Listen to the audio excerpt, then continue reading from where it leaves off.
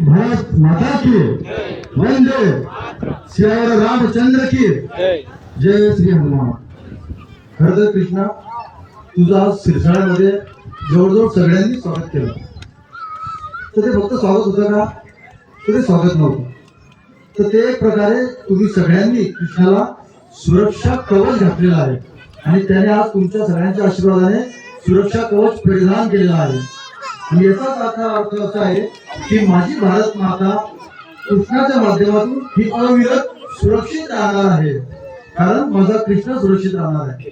खरं बघायला गेलं तर 2 दिवसापूर्वीची अवस्था अशी होती पाटील साहेब की या अधिक महिन्याला काही मोजके जावई जर सोडले तर सगळ्यांना वांद्यात आणलं होतं, बरोबर ना? पण त्या भगवंतालाच काळजी होती की अधिक महिन्यात जास्त काही वजा झालं नाही. पूर्वी एक सनातन संस्कृतीला मानणारा काही वर्ग आहे ते आम्हाला सांगत होते, बाबा की आपण जरी इंग्रजी महिन्यांना डोळ्यासमोर आणत असलो तरी हे जी सृष्टी जी आहे ही इंग्रजी महिन्यानुसार चालत नाही, ही आपल्या संस्कृतीनुसार आपल्या सनातन परंपरेनुसार चालते. आणि म्हणून जसं 13 जून नंतर जवळपास 100% पेरण्या होऊन जातात, तसं 15 जूनला अधिक महिना संपला आणि 15 जून नंतर जवळजवळ 13 दिवसानंतर म्हणजे 28 जून नंतर शास्त्रानुसार या महाराष्ट्रातल्या सगळ्या पेरण्या आटोपतात आणि तसं चित्र आता होताना आपल्याला दिसतंय.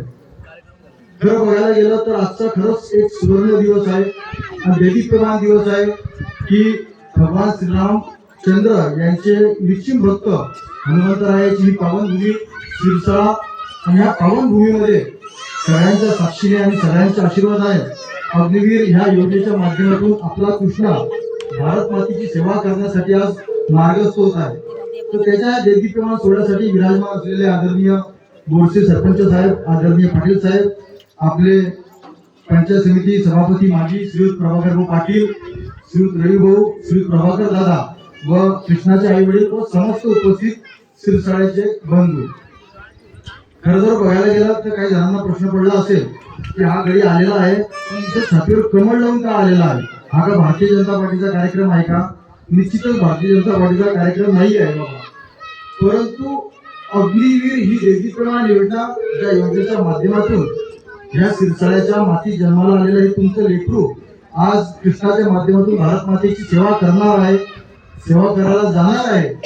ती योजना ज्यांच्या माध्यमातून राबवली गेली की आपल्या देशाचे लाडके प्रधानमंत्री माननीय मोदीजी ज्या चिन्हावर निवडून आलेले आहे त्या चिन्हाला विचारता कामा नये, म्हणून हे चिन्ह कमळाचं चिन्ह लावून आलेलं आहे की त्या चिन्हामुळे आपल्याला अग्निवीर योजना दिसते आहे राबवताना. आणि हे चिन्ह होते कुठल्या पक्षाचं नाहीये, हे चिन्ह साक्षात स्थान आहे माता सरस्वतीचं, जे प्रतीक आहे विद्वतेचं आणि शौर्याचं, जे आज आपण कृष्णाच्या माध्यमातून सगळेजण बघत आहोत.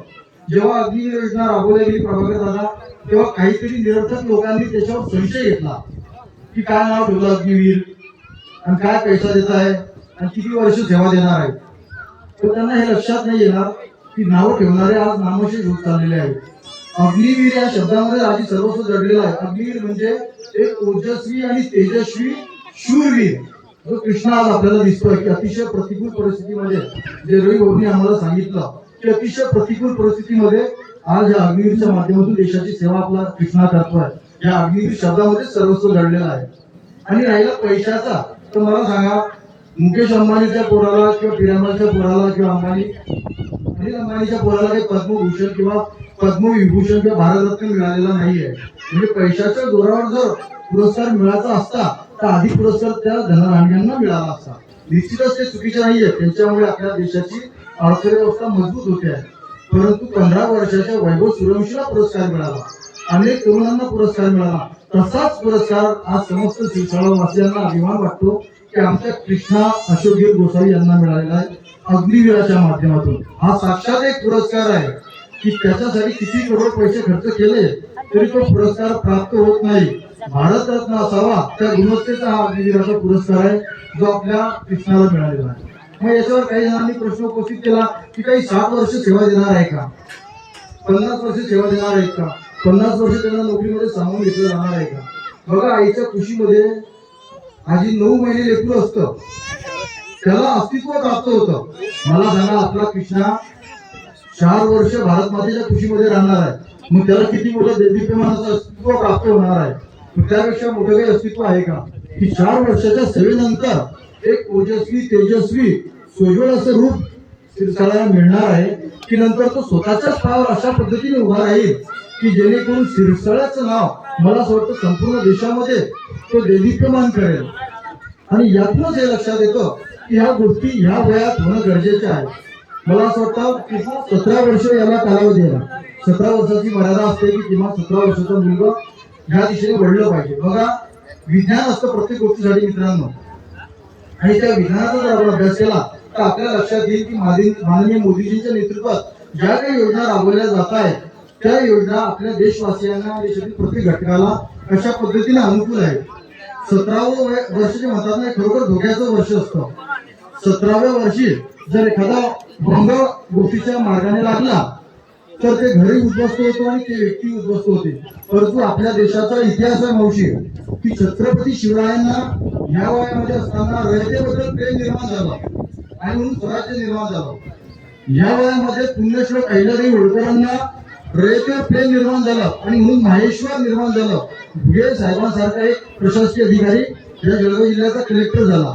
डॉक्टर भीमराव रामजी आंबेडकर यांना ह्या वयामध्ये दीन दलितांवर, पीडितांवर आणि वंचितांवर प्रेम निर्माण झालं आणि म्हणून संविधान निर्माण झालं.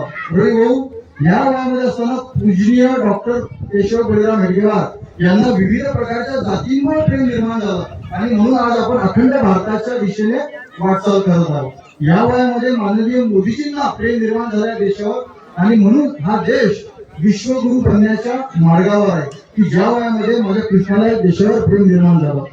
पण ह्या वयात जर चुकीच्या व्यक्तीवर प्रेम निर्माण झालं, कारण बघा विज्ञान आहे, आईवर पहिलं प्रेम, दुसरं प्रेम वडिलांवर आणि तिसरं प्रेम गुरुवर होतं. परंतु ठराविक एका वयानंतर चौथ्या व्यक्तीवरही प्रेम निर्माण होतं आणि ती व्यक्ती जर एखाद्या सिंहासारखी मुलगी असली तर एखाद्या चेतन सारख्या निरपराध मुलाचा घातपात होतो. ती व्यक्ती जर एखादी चेतन सारखी असली तर सिंह आणि चेतन सारख्या तरुणांना आज जेलचा वाटा स्वीकारावा लागतो. परंतु ह्या वयामध्ये देशावर प्रेम निर्माण झालं पाहिजे, तेव्हा एक शैली तयार होतो आणि म्हणून आम्हाला आज आनंद आहे की कृष्णा तुझ्या सारख्यांच्या माध्यमातून ह्या देशावर प्रेम करण्याचं भाग्य तुझ्या वाट्याला आलेलं आहे. खरं जर बघायला गेलं तर अग्निवीर योजनेचे काही पैलू आहेत हे जे कृष्णाच्या माध्यमातून तुम्हाला लोकांना कळतील की 17 वर्षी देखील तुम्ही स्वतःच्या पायावर उभा राहू शकता. वेतन जरी नाम मात्र असलं तरी बघा, आपण शहरामध्ये जर गेल्यानंतर आपल्या लक्षात येईल की व्यक्तिमत्व विकासासाठी लाखो आणि करोडो रुपये पालक लोक खर्च करत असतात पाल्यांसाठी. 4 वर्ष आपला कृष्णा जातोय तसे अनेक लोक, अनेक युवा जात आहेत, तेव्हा त्यांचा जो व्यक्तिमत्व विकास होतो ते सुदृढ होता, सशक्त होता, सक्षम होता आणि सक्षम झाल्यानंतर त्याच्या परिवारालाच काय या भारत मातेला देखील सुदृढ आणि सक्षम करू शकतात. नाहीतर आपण बघतोय की या वयामध्ये बरंचसं आयुष्य निघून जातं, परंतु या वयामध्ये खूप मोठं पोटेन्शियल दडलेलं असते, खूप मोठी ताकद दडलेली असते आणि ती ताकद जर योग्य दिशेने जर केली तर स्वतःचं नाव मोठं होतं, परिवाराचं नाव मोठं होतं आणि देशाचं देखील नाव मोठं होतं.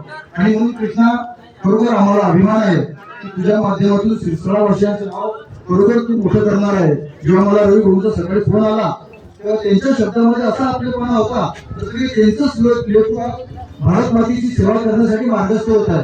बरोबर रवी भाऊचेच ते शब्द जरी असले तरी समस्त सिरसाळा वासियांचं ते प्रेम होतं, ते उसळून पडून प्रभाकर दादा आणि रवी भाऊंच्या शब्दातून ते वाद होतं. ते आम्हाला खूप आज अभिमान आहे आणि त्या अभिमानामध्ये खरोखर घडलेले आहेत त्याचे माता पिता की ज्यांनी खरोखर अतिशय प्रतिकूल परिस्थितीमध्ये आपल्या कृष्णाला पॉलिटिकल टेक्निकचं एज्युकेशन दिलं, शिक्षण दिलं आणि ते शिक्षण घेतल्यानंतर तो थांबला नाही. त्याने ह्या परीक्षा केल्या, त्या परीक्षेमध्ये भगवंताच्या कृपेने, हनुमंतरायाच्या कृपेने तो पास झाला आणि आज अग्निवीराच्या माध्यमातून ह्या योजनेमध्ये जर बघायला गेला तर मला असं वाटतं कृष्णा नौदल असो, वायुदल असो, थलदल असो, सगळ्या प्रकारामध्ये नियुक्ती होते. तुझी नियुक्ती कशामध्ये होणार आहे कल्पना? हा, म्हणजे असं त्याचं जे शिक्षण झालेलं आहे त्या पद्धतीने त्याचं राबवलं जाणार आहे आणि नुसतं 4 वर्षानंतर तू थांबेल असं नसतं. 25% एक आरक्षित कोटा असतो की जितके त्या योजनेत आहे त्यातले 25% भारत सरकार कायमस्वरूपी करून देतात आणि उर्वरित 75% वाया जात नाही. ते अशा पद्धतीने घडलेले असतात की ते स्वतःचं विश्व स्वतः मिळवू शकतात. म्हणून या योजनेचा सगळ्यांना फायदा होतो आहे आणि होणार आहे आणि म्हणून मी सगळ्यांचे तर आभार मानतोच. पण माननीय मोदीजींचे आभार मानतो की त्यांनी योग्य वयामध्ये हे पोटेन्शियल जपून भारत मातेसाठी या योग्य वयामध्ये मार्गस्थ करण्यासाठी ही पाऊलवाट आखून दिलेली आहे. मी इतकं बोलेल आणि पुन्हा एकदा कृष्णा तुला एक कवच कुंडल मिळालेलं आहे, त्यामुळे तू निश्चिंत राहा आणि निश्चिंत होऊन आम्हाला विश्वास आहे की तुझ्या हातून भारत मातेची सेवा घडणार आहे. इतकं बोलतो आणि पुन्हा एकदा संपूर्ण परिवाराला परिसराला प्रमुखांच्या वतीने सरपंच साहेबांच्या वतीने आदरणीय प्रमुख साहेबांच्या वतीने आणि शिवसैनिक पिता यांच्या वतीने कृष्णाला अनंत अनंत कोटी कोटी शुभेच्छा देतो. आणि तुझ्या नावातच कृष्ण आहे, त्यामुळे संकटमध्ये सुरक्षा तुझ्या पाठीशी आहे.